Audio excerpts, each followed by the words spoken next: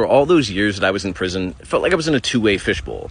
Like I was there with my face pressed against the glass, looking out at this big, beautiful world and just absolutely amazed by everything out there.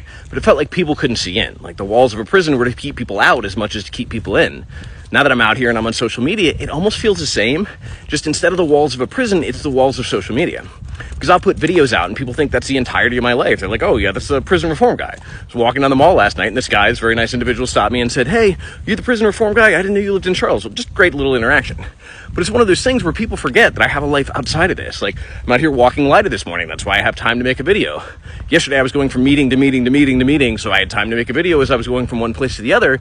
But that people don't get to see the whole of my life.